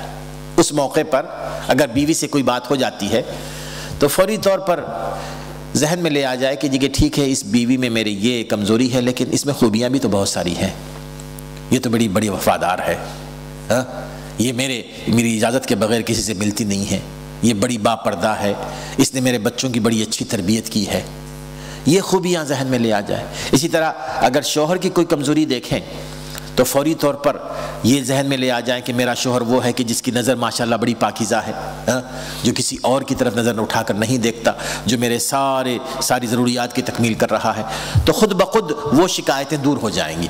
لیکن پھر بھی اگر شکایت ہو تو ذہن میں رکھیے کہ ایک زمانہ رسول اکرم صلی اللہ علیہ وسلم کی زندگی میں بھی آیا تھا حضور صلی اللہ علیہ وسلم کی زندگی میں بھی ایسا دور آیا تھا کہ آپ نے اپنی ازواج مطہرات سے کہا تھا کہ تم نے مجھے رہنا ہے اپنے ساتھ، اگر میرے ساتھ رہنا ہے رہو ورنہ میں تمہیں طلاق دے دوں گا. بات تو یہاں تک بھی آئی تھی. ایک دفعہ ایک صحابی اپنی بیوی سے بڑے پریشان تھے، بڑے پریشان، بار بار وہ بیوی ان کو ٹوکتی تھی، ان کو سخت بات کرتی تھی. تو وہ اس وقت خلیفہ حضرت عمر بن خطاب تھے، وہ ان سے شکایت کرنے کے لیے گئے. جا کر ان کا چھوٹا سا گھر تھا عمر بن خطاب کا، دروازہ کھٹکھٹایا تو اندر سے وہ کسی نے کھولا تو نہیں، آواز آ رہی تھی، آواز تھی ان کی بیوی کی، عمر بن خطاب کی. عمر بن خطاب اندر ہیں اور بیوی ان پر برس رہی ہے، مسلسل برس رہی ہے اور وہ خاموش بیٹھے سن رہے ہیں. وہ شخص وہیں سے واپس لوٹ گیا. اس نے کہا کہ جی کہ عمر بن خطاب کی بیوی اگر ان پر برس سکتی ہے تو میری بیوی اگر مجھ پر برسے تو مجھے ایسے نہیں کرنا چاہیے. تو بہرحال تلخیاں ہوتی ہیں، ایسی کوئی بات نہیں، ناراضگی ہوتی ہے، انسان ہے، انسان ہونے کے ناطے گفتگو بھی بند ہو جاتی ہے. رسول صلی اللہ علیہ وسلم نے خود اپنی بیوی سے 1 مہینے تک آپ نے بات نہیں کی تھی اپنی بیویوں سے. لیکن دلوں میں کوئی سیاہی نہیں آنی چاہیے. یہ جو فوری طور پر طلاق کی بات جو کرتے ہیں نا، یہ ایک میں سمجھتا ہوں کہ کوئی اور ان کے ذہن میں کوئی اور سبب ہوگا، وگرنہ یہ معمولی تلخیوں پر طلاق یہ کھیل نہیں ہے. طلاق تو آخری مرحلہ ہوتا ہے کہ جہاں جینا محال ہو جاتا ہے اور کوئی راستہ نہیں ہوتا، اس وقت طلاق دی جاتی ہے. یہ فوری طور پر بات طلاق پہ تو اپنے اولاد کو، اپنے آپ کو برباد کرنے والی بات ہے. ایسے موقع پہ کوشش کریں کہ تلخی ہو جائے، کوئی بات نہیں، لیکن دل بڑا کریں. کبھی شوہر بیوی کے ساتھ مل جائے، کبھی بیوی شوہر سے مل جائے، اور اس طرح انشاءاللہ تعالیٰ یہ تلخیاں آہستہ آہستہ ختم ہوتی چلی جائیں گی انشاءاللہ تعالیٰ. شیخ ملتا جلتا سوال ہے کہ اگر اس کی بیوی اکثر دوسری عورتوں کی غیبت کرتی ہے یا لوگوں کی غیبت کرتی رہتی ہے تو کیا اس سے نصیحت کرنی چاہیے یا اس کو اس مسئلے پر اطلاع دینی چاہیے؟ جزاک اللہ. بات پھر وہی ہے کہ خواتین میں کہ جو مختلف قسم کے امراض ہوتے ہیں، روحانی امراض زیادہ ہوتے ہیں، مردوں میں بھی ہیں لیکن خواتین میں کچھ زیادہ ہی ہیں. حضور صلی اللہ علیہ وسلم نے خود فرمایا ہے کہ میں نے تم کو زیادہ جہنم میں جاتے ہوئے دیکھا ہے. اس کی وجہ یہی ہے کہ ان میں یہ معاشرتی جو امراض ہیں ان میں سے ایک ہے کہ غیبت، دوسروں کی غیبت کرنا، دوسروں کے بارے میں کچھ کہنا. حضرت عائشہ رضی اللہ تعالیٰ عنہ کو حضور صلی اللہ علیہ وسلم نے فرمایا تھا، ایک دفعہ ایک خاتون آ گئیں، چھوٹے خط کی تھی. حضرت عائشہ نے کہا کہ دیکھیں، انہیں اپنے اشاروں سے انہیں کہا کہ یہ کتنے چھوٹے خط کی عورت ہے. حضور صلی اللہ علیہ وسلم نے فرمایا کہ لقد غبتی، تو نے غیبت کی ہے. حضور صلی اللہ علیہ وسلم نے ان سے کہا کہ تم نے غیبت کی ہے، تم نے وہ کہا ہے کہ اگر اس کو سمندر میں ملا دیا جائے تو سمندر بھی گدلا ہو جائے. تمہیں اپنی آنکھ کے اشارے سے بھی غیبت نہیں کرنا چاہیے. میں بتلانے کا مقصد یہ ہے کہ ازواج مطہرات میں حضرت عائشہ بھی غیبت انہوں نے کی تھی. تو یہ خواتین میں یہ بات ہوتی ہے. اب اس میں شوہر کو جو طریقہ اختیار کرنا چاہیے، چاہے وہ غیبت کو دور کرنے والی بات ہو یا کوئی اور شکایت دور کرنے والی بات ہو بیوی کی. بعض بیویاں ہوتی ہیں نمازی نہیں ہوتی، بعض بیویاں پردے کی طرف مائل نہیں ہوتی. تو شوہر کا یہ انداز نہیں ہونا چاہیے وہ نصیحت کرتے ہوئے کہ میں بڑا پاک باز ہوں اور نیک ہوں اور تم انتہائی بری ہو. وہاں بات آ جاتی ہے ضد کی، وہاں بات آ جاتی ہے ایگو کی، اور وہاں پر بیوی ماننے کے لیے تیار نہیں ہوتی. ایسے موقع پہ شوہر کو چاہیے کہ وہ رسول اکرم صلی اللہ علیہ وسلم کی ان احادیث کو سامنے رکھے جو رسول اکرم صلی اللہ علیہ وسلم نے اپنی سنت کے ذریعے بتایا ہے کہ کس طرح تم اپنی بیوی کو اپنی طرف دین کی طرف مائل کرو گے، کس طرح بیوی اپنے شوہر کو مائل کرے گی. ایک حدیث میں آپ فرماتے ہیں نا، جیسے کہ آپ نے فرمایا کہ اللہ تبارک و تعالیٰ کے فرشتے ان پر رحمت کی دعائیں بھیجتے ہیں، ان پر اللہ تعالیٰ ان کے لیے مخصوص گھر تعمیر فرمائیں گے جنت میں، کہ جو بیوی کبھی شوہر کو صبح اٹھاتی ہے، اگر وہ نہ اٹھے تو اس کے چہرے پہ پانی چھڑکتی ہے، شوہر اپنی بیوی کو اٹھاتا ہے، اگر نہ اٹھے تو اس کے چہرے پہ پانی چھڑکتا ہے، اور پھر دونوں مل کے نماز پڑھتے ہیں. تو اس گھر پر اللہ تعالیٰ کی رحمتیں برستی ہیں. تو طریقہ تو یہ ہونا چاہیے. طریقہ یہ نہیں کہ تم بے نمازی ہو، تم غیبت کرتی ہو، تمہارے اندر یہ ہے، تمہارے اندر یہ ہے، تمہارے اندر یہ ہے. یہ طریقہ نہیں ہے. طریقہ یہ ہے کہ شوہر اپنے ہمدردی کا اظہار کرے کہ میں تمہارا ہمدرد ہوں، میں چاہتا ہوں کہ تم میرے ساتھ اس طرح رہو. اور پھر بات وہی کہ طلاق کی بات نہ کریں. یہ باتیں ایسی نہیں ہیں کہ اس میں طلاق واقع ہو انشاءاللہ. کیونکہ سوال ٹیکسٹ کے ذریعے سے آ رہے ہیں اور انگلش کے اندر سوال ہیں تو کئی بار ان کو ٹرانسلیٹ کرنے میں تھوڑا مشکل ہو جاتی ہے. تو اگر آپ کا کوئی سوال رہ جائے تو آپ کا حق بنتا ہے کہ آپ دوبارہ مجھے ٹیکسٹ بھیجیں یا دوبارہ کہیں کہ یہ سوال صحیح طریقے سے نہیں پوچھا گیا. کوئی انگلش میں سوال تھا؟ جی سارے انگلش میں تھے شیخ. چھوڑو بہرحال کوئی بات نہیں ہے. تیسرا سوال, اگر خاوند اکثر کام میں مصروف رہتا ہے اور اس کے پاس اتنا ٹائم نہیں ہوتا کہ وہ بچوں یا بیوی سے گزار سکے, کیا اس کی بیوی کو اس صبر کرنا چاہیے یا اس سے ناراضگی اختیار کرے جبکہ وہ گھر چلانے کے لیے یہ سب کچھ کرتا ہے؟ جزاک اللہ خیر. چونکہ ہم جس دور میں گزر رہے ہیں وہ ایک مادی دور ہے, مادی مسابقت, کمپٹیشن, زیادہ سے زیادہ دولت کمانا. ایک چیز تو وہ ہے کہ جس میں انسان زیادہ سے زیادہ دولت کمانے کی طرف مائل ہو جاتا ہے, اور جب زیادہ دولت کمانے کی دھن سوار ہو جائے نا تو اس وقت وہ اپنے ان فرائض کو بھول جاتا ہے جو اس کی بیوی کی طرف ہوتے ہیں, جو اس کے بچوں کی طرف ہوتے ہیں. اور پھر ایک مرحلہ اس کی زندگی میں ایسا ہوتا ہے کہ جن کے لیے اس نے دولت کمائی تھی نا ان تمام سے وہ ہاتھ دھو بیٹھتا ہے. بیوی بھی جاتی ہے, بچے بھی جاتے ہیں. تو اس معاملے میں کوشش یہ ہونی چاہیے کہ یقیناً مرد قوام ہے, معاشی ذمہ داری, فائنینشل جو ڈیوٹیز ہیں وہ مرد کی ہیں, لیکن اس معاملے میں یہ کوشش کرے کہ وہ ایک طرف کمائے بھی اور دوسری طرف اپنے بچوں کے ساتھ, اپنی بیوی کے ساتھ بھی وقت گزارے اور اس میں بیلنس رکھے, اس میں بیلنس رکھے. اگر اس میں وہ بیلنس نہیں رکھے گا تو پھر مرد کی جو ذمہ داری ہوتی ہے تربیت کی اپنے بچوں کے اور بیوی کے ساتھ جو رہنے کی, وہ ذمہ داری یقیناً اس میں وہ کوتاہی کرے گا. رسول اکرم صلی اللہ علیہ وسلم سے زیادہ مصروف شخصیت کون ہو سکتی ہے؟ لیکن رسول اکرم صلی اللہ علیہ وسلم کی سنت یہ بتاتی ہے کہ آپ ہر دن اپنی ساری بیویوں سے ملتے تھے, ہر دن اپنی بیویوں کے پاس جاتے, ان کے پاس بیٹھتے, سلام کرتے, گفتگو کرتے, خیر خیریت دریافت کرتے. اب ہمارے پاس اگر ایک عدد بیوی ہے اور اس کے بعد بھی بیٹھنے کا موقع نہیں ہے تو یقیناً یہ سب سے بڑی کوتاہی ہے اور اس سے بدگمانیاں پیدا ہوتی ہیں, اس سے بدگمانیاں پیدا ہوتی ہیں. کوشش ہماری یہ ہونی چاہیے کہ جس قدر ہو سکے اپنا وقت اس طرف بھی لگائیں کہ دنیا کمانی ہے اس لیے کہ آپ کی ذمہ داری ہے, اور دوسری طرف یہ کہ سب سے بڑا سرمایہ آپ کی بیوی اور آپ کے بچے ہیں, اس سرمایہ کو اپنے ہاتھوں سے جانے نہ دیں انشاءاللہ. جی تیسرا سوال یا چوتھا سوال ہوگا شاید. اگر خاوند بیوی سے ناراض ہو کیا اس کی بیوی کے کوئی عمل, دعا یا نماز قبول ہوگی؟ خاوند کا, شوہر کا بیوی سے ناراض ہونا اگر شرعی بنیادوں پر ہے, شرعی بنیادوں پر, احادیث میں اس کا ذکر آتا ہے کہ کبھی شوہر اپنی بیوی کو بلائے اور اگر وہ نہ آئے, اسی طرح اگر بیوی سے شوہر ناراض اس بنا پر ہے کہ وہ نماز نہیں پڑھ رہی ہے, وہ اللہ تعالیٰ کے جو احکام ہیں ان میں کوتاہی کر رہی ہے, تو یقیناً یہ چیز ایسی ہے کہ اللہ تعالیٰ کے فرشتے اس پر رحمت کی دعائیں نہیں بھیجتے بلکہ وہ اللہ تعالیٰ کی رحمت سے محروم کر دی جاتی ہے. جیسے کہ ایک حدیث میں جو کلیئر میں اشارہ کر رہا ہوں صرف اس کی طرف کہ صبح تک وہ اللہ تعالیٰ کی رحمت سے محروم کر دی جاتی ہے. تو اگر شوہر کسی ایسی بات میں بیوی سے ناراض ہو کہ جس کے کرنے سے اللہ تعالیٰ ناراض ہوتے ہیں تو بیوی کو اس بات کا حق ہے کہ شوہر کو ناراض رکھے. لا طاعۃ لمخلوق فی معصیت الخالق, کہ اللہ تعالیٰ کی معصیت میں کسی مخلوق کی اطاعت جائز نہیں ہے. یعنی اگر شوہر کوئی ایسے کام کا حکم دے کہ جس سے اللہ تعالیٰ ناراض ہوتا ہے تو شوہر کی اس بات کو بیوی نہیں مانے گی, اور چاہے وہ شوہر خفا ہو یا نہ ہو. لیکن اگر شوہر اس بات پہ خفا ہوتا ہے کہ بیوی نے کسی شرعی حکم کو چھوڑ دیا ہے, اللہ تعالیٰ کو ناراض کیا ہے, تو یقیناً وہ شوہر کی ناراضگی بھی مول لے گی, اللہ تعالیٰ کی ناراضگی بھی مول لے گی. تو اس معاملے میں وہ خود فیصلہ کر سکتی ہیں کہ اگر انہوں نے شوہر کی ناراضگی مول لی ہے دین کی بنیاد پر, خود بخود اللہ تعالیٰ کی ناراضگی بھی مول لیں گے انشاءاللہ. حدیث میں آتا ہے اکثر عورتیں جہنم میں ہیں, کیا یہ عورتیں مسلمان ہوں گی؟ جزاک اللہ خیر. رسول اکرم صلی اللہ علیہ وسلم نے مسلمان خواتین ہی کو مخاطب کرتے ہوئے فرمایا کہ میں نے تم میں سے اکثر کو جہنم میں دیکھا ہے, میں نے تم میں سے اکثر کو جہنم میں دیکھا ہے. حدیث کے جو الفاظ ہیں معنی کیا ہے؟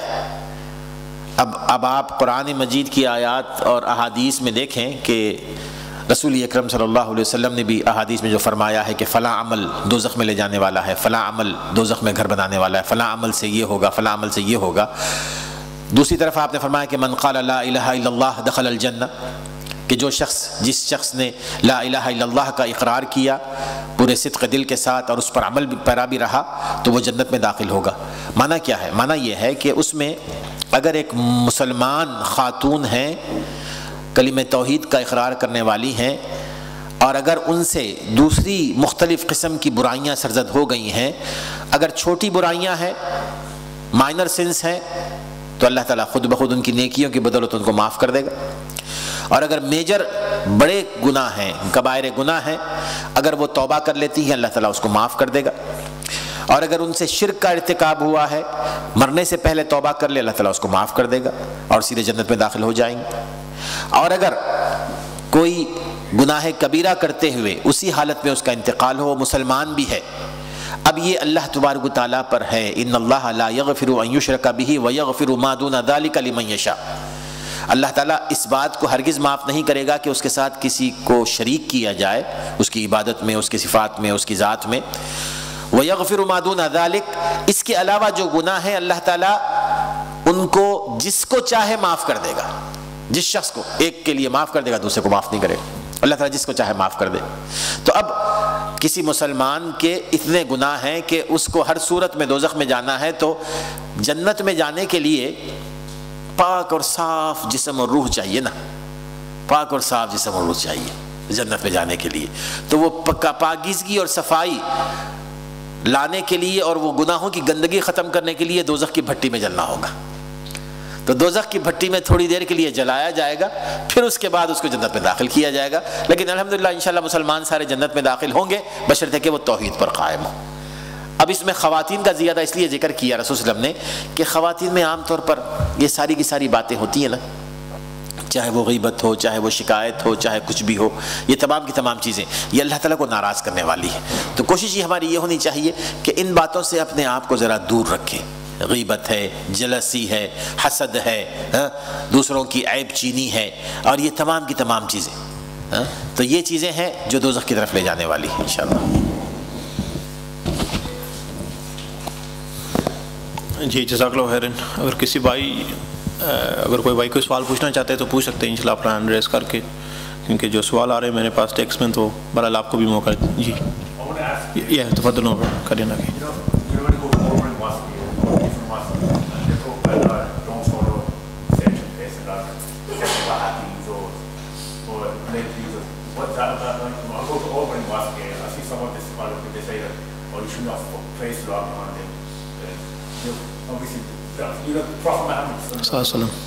They say that they believe Prophet Muhammad as a normal human and they don't. You know what I mean? They say that Prophet Muhammad ain't like us.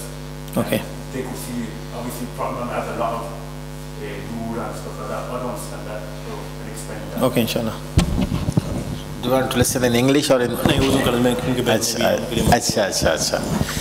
برادر نے جو بات پوچھی ہے وہ یہ کہ ہمارے ہاں یہ ایک المیہ ہے ہمارے لیے، مسلمانوں کے لیے، مسلمانوں کو مار پڑ رہی ہے لیکن پھر بھی وہ سنبھلتے نہیں ہیں، کہ بعض ہمارے اپنے مسلمان بھائی ہیں جو عام طور پر یہ کہتے ہیں کہ فلاں لوگ وہ وہابی ہیں، ان کی مسجد میں نہ جائیں، ان کے پیچھے نماز نہ پڑھیں، ان کا عقیدہ رسول اکرم صلی اللہ علیہ وسلم کے بارے میں مختلف ہے، وہ رسول اکرم صلی اللہ علیہ وسلم کو نور نہیں مانتے ہیں، رسول اللہ علیہ وسلم کو اپنی طرح بشر مانتے ہیں، انسان مانتے ہیں. یہ تمام کی تمام چیزیں بتلا کر یہ بتایا جاتا ہے کہ جی کہ ان کے پیچھے نماز جائز نہیں ہے. میرے دوستو یہ ذہن میں رکھیں، آپ یہ ذہن میں رکھیں، یہ ہمیشہ ذہن میں رکھیں کہ اسلام نہ اس مسجد کا ہے نہ اس مسجد کا ہے، کسی مسجد کا نہیں ہے اسلام. اسلام کس چیز کا نام ہے؟ آپ کو بھی شاید معلوم ہے اچھی طرح، قرآن اور رسول اکرم صلی اللہ علیہ وسلم کی احادیث ہے نا. یہ دو ہی چیزیں ہیں نا اسلام کی. اللہ تبارک و تعالیٰ نے اسلام سمجھانے کے لیے قرآن مجید کو نازل فرمایا رسول اکرم صلی اللہ علیہ وسلم پر، اور رسول اکرم صلی اللہ علیہ وسلم کو اللہ تعالیٰ نے یہ ڈیوٹی دی کہ آپ اس کتاب کو کھول کھول کر بیان کریں، آپ اپنے عمل سے، اپنے ایکشن سے، اپنی سینگ سے. تو رسول اکرم صلی اللہ علیہ وسلم نے ہمیں سکھلایا کہ ہم نے کیسے اسلام پر عمل کرنا ہے۔ تو معنی یہ ہوا کہ اگر میں مسلمان ہوں، اگر میں چاہتا ہوں کہ اسلام پر عمل کروں، تو میں نے فلاں امام کو، فلاں مسجد کے امام صاحب کو نہیں دیکھنا ہے، میں نے یہ دیکھنا ہے کہ جو عمل میرا ہے وہ قرآن کے مطابق ہے، حدیث کے مطابق ہے یا نہیں ہے۔ یہ سب سے پہلی چیز، سب سے اہم ترین چیز، کیونکہ اللہ تعالیٰ کے پاس ہم جب جائیں گے، اللہ تعالیٰ یہ نہیں پوچھے گا کہ تم کس مسجد میں نماز پڑھتے تھے، یہ بات ذہن میں رکھیے۔ اللہ تعالیٰ یہ پوچھے گا کہ تم قرآن اور حدیث پر عمل کرتے تھے کہ نہیں عمل کرتے تھے، اللہ کی اطاعت کرتے تھے، رسول صلی اللہ علیہ وسلم کی اطاعت کرتے تھے کہ نہیں کرتے تھے، یہی پوچھا جائے گا نا۔ قبر میں جو سوال ہوں گے، قبر میں سوال کیا ہوں گے؟ 3 سوال ہوں گے نا، کہ من ربک، کہ تمہارا رب کون تھا اس دنیا میں، تمہارا دین کیا تھا، تم محمد صلی اللہ علیہ وسلم پر ایمان رکھتے تھے کہ نہیں رکھتے تھے۔ پھر جو لوگ اس کا صحیح جواب دے دیں گے، فرشتے ان سے کہیں گے کہ تم نے یہ کیسے سیکھا یہ صحیح جواب، تو وہ فرشتوں سے یہ کہے گا، صحیح جواب دینے والا قبر میں وہ یہ کہے گا کہ تلوت کتاب اللہ، کہ میں نے اللہ کی کتاب پڑھی تھی، وآمنت بہ وصدقتہ، اور میرا اس پر ایمان تھا اور میں نے اپنے عمل کے ذریعے اس کو سچ کر دکھایا تھا۔ فرشتے وہاں کسی بھی شکل میں نہیں پوچھیں گے اچھا جی تمہارے کس مسجد سے تعلق تھا، تم کس امام کے پیچھے نماز پڑھتے تھے، ہاں یہ تو نہیں پوچھیں گے نا۔ تو اب ہمارا یہ کام ہونا چاہیے، میں ڈیٹیل میں نہیں جانا چاہتا، یہ بڑے مسائل ہیں، اور اگر آپ صرف قرآن اور حدیث کو مطالعہ کریں نا، چھوڑ دیں ہر کسی کی بات کو، نہ میری بات کو سنیں نہ کسی کی بات کو سنیں، قرآن کی بات کو سنیں، حدیث کی بات کو سنیں، تو خود بخود آپ کو ان تمام مسائل کا جواب مل جائے گا، ان تمام مسائل کا، کہ رسول اکرم صلی اللہ علیہ وسلم آپ کس اعلیٰ مقام اور مرتبے پر فائز ہیں، رسول اکرم صلی اللہ علیہ وسلم کی مبارک شخصیت، آپ کس اعلیٰ مقام اور مرتبے پر فائز تھے، وہ اعلیٰ مقام اور مرتبہ کیا اللہ تبارک و تعالیٰ کے مرتبے کے برابر ہے یا اس سے نیچے ہے۔ یہ تمام کی تمام چیزیں میں اشارہ کرتا جا رہا ہوں آپ کو، تاکہ آپ کو معلوم ہو جائے۔ اس وقت یہ دور فتنوں کا دور ہے، یہ حق اور باطل، ٹروتھ اینڈ ان ٹروتھ، یہ مکس ہو چکے ہیں۔ اب اس موقع پر ہمارا یہ کام ہونا چاہیے کہ جی کہ ہم ان کی بات نہ سنیں، ہم صرف اور سنیں اس بات کو جو قرآن میں ہے، جو حدیث میں ہے، اور حدیث میں اس کا خیال رکھیں کہ جی کہ صحیح حدیث ہو، صحیح حدیث، وہ حدیث نہیں جو فیبریکیٹڈ ہے، جو بنائی ہوئی ہے، جو ویک ہے، اس لیے کہ یہ ایسی بہت ساری حدیث بازار میں کھوٹے سکے ملتے ہیں بہت سارے، ہاں تو ان حدیثوں کو نہیں، وہ حدیث جو روایت کے اعتبار سے، نریشن کے اعتبار سے بالکل پرفیکٹ ہو، اس حدیث کو تبھی جا کے، چونکہ یہ میں اس لیے کہہ رہا ہوں کہ اللہ تعالیٰ آپ سے پوچھے گا کہ تم کو اللہ تعالیٰ نے اتنی عقل دی تھی، اللہ تعالیٰ کہے گا کہ ہم نے تم کو اتنی عقل دی تھی کہ تم بازار میں جاتے، تم یہ دیکھتے کہ جی کہ جو الیکٹرانک کوئی چیز لینی ہو، تم یہ دیکھتے کہ یہ کہاں کی بنی ہوئی ہے، اگر کوریا کی بنی ہوئی تو تم نہیں لوگے، تائیوان کی بنی ہوئی نہیں لوگے، تم نے دیکھنا ہے کہ جی کہ وہ جاپان کی یا جرمن کی بنی ہوئی ہے، سب سے پہلے اس کو کرو گے، وہ دیکھو گے جی کہ وہ جعلی ہے یا فیک ہے یا کیا ہے۔ جب اللہ تعالیٰ نے اتنی عقل دی ہے کہ دنیا کی چیز خریدنے میں تم یہ دیکھتے ہو کہ جی کہ واقعی صحیح ہے، اصلی ہے، نقلی ہے، تو دین کے معاملے میں کیوں نہیں دیکھتے؟ دین کے معاملے میں آنکھ بند کر کے کیوں قبول کر لیتے ہو؟ دین کے معاملے میں بھی ہمیں دیکھنا چاہیے۔ اگر میں نماز پڑھ رہا ہوں تو مجھے یہ دیکھنا ہے نا کہ جی کہ یہ نماز کیا واقعی رسول اکرم صلی اللہ علیہ وسلم نے اسی طرح پڑھی تھی، یا میں نے اپنے باپ اجداد کو دیکھا تھا؟ یہ میں رسول اکرم صلی اللہ علیہ وسلم کے بارے میں جو عقیدہ رکھ رہا ہوں کہ رسول صلی اللہ علیہ وسلم نور سے پیدا ہوئے تھے، تو کیا واقعی کوئی حدیث ہے یا قرآن میں ہے یا قرآن کے خلاف ہے یا حدیث کے خلاف؟ آپ کو اس کا جواب مل جائے گا، قرآن اور حدیث کو پڑھیے، جواب مل جائے گا انشاءاللہ تعالی۔ جزاک اللہ خیر انشاءاللہ۔ جزاک اللہ خیر۔ مزید اگر کوئی سوال ہو بھائیوں گا، آخری سوال انشاءاللہ ہم لے لیں گے کیونکہ ٹائم کافی ہو چکا ہے۔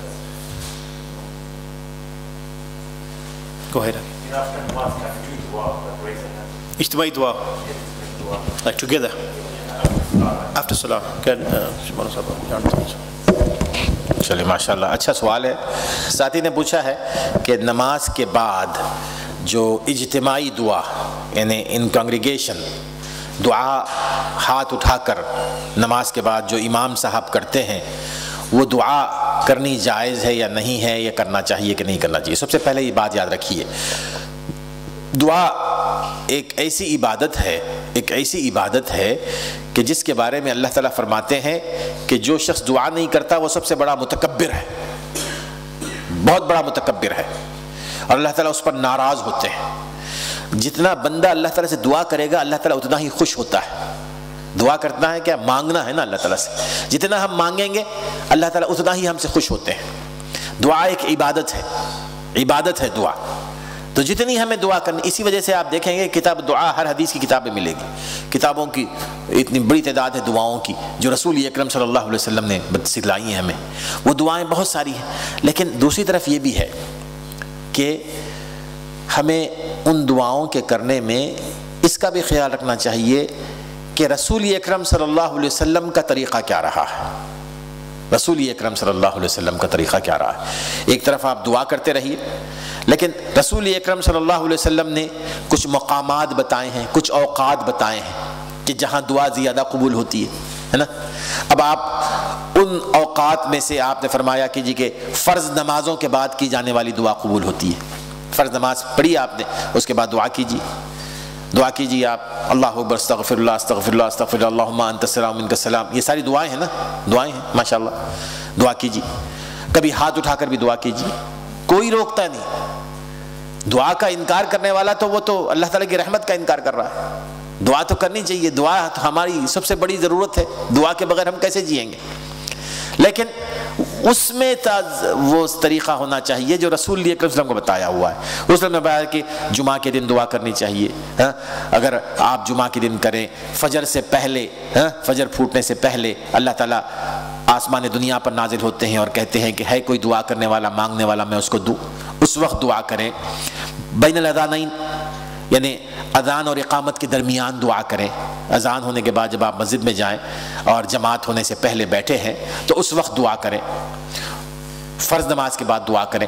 آپ جتنی دعا کریں یقیناً یہ بہت اچھی بات ہے، لیکن یہ جو طریقہ ہے کہ اجتماعی دعا، حقیقت یہ ہے کہ اجتماعی دعا رسول اکرم صلی اللہ علیہ وسلم کی ساری زندگی آپ دیکھ لیجئے، وہ وسلم 5 وقت کی نماز پڑھاتے تھے نا۔ خیر مدینہ منورہ کو لے لیں، مدینہ منورہ کے 10 سال آپ لے لیں، وہ وسلم نے 10 سال نماز پڑھائی۔ اب آپ نے 10 سال نماز پڑھائی، صحابہ پیچھے پڑھتے رہے، کسی صحابی نے یہ نہیں ہمیں بتایا صحیح سند کے ساتھ کہ جو ہی آپ نماز سے سلام پھیرتے فوری طور پر دعا کے ہاتھ اٹھا لیتے اور دعا کرتے۔ جتنی بھی حدیثیں آتی ہیں اس میں یہ آتا ہے کہ حضور صلی اللہ علیہ وسلم سلام پھیرتے، اس کے بعد ہماری طرف متوجہ ہو کے بیٹھ جاتے، یا آپ اللہ اکبر اللہ اکبر اللہ اکبر استغفر اللہ استغفر اللہ استغفر اللہ پڑھتے۔ وہ ساری چیزیں آتی ہیں کہ سلام کے بعد آپ کیا کرتے تھے۔ تو پھر یہ طریقہ کیسے آ گیا میرے دوستو؟ یہ وہ طریقہ ہے جو ہمارا اپنا بنایا ہوا ہے، اور اس کو صرف ہم نہیں بلکہ دوسرے جو علماء ہیں وہ بھی کہتے ہیں کہ یہ بدعت ہے، وہ بھی کہتے ہیں، دیوبندی حضرات جتنے بھی ہیں وہ بھی کہتے ہیں کہ بدعت ہے، بڑے علماء ان میں وہ بھی کہتے ہیں کہ یہ بدعت ہے۔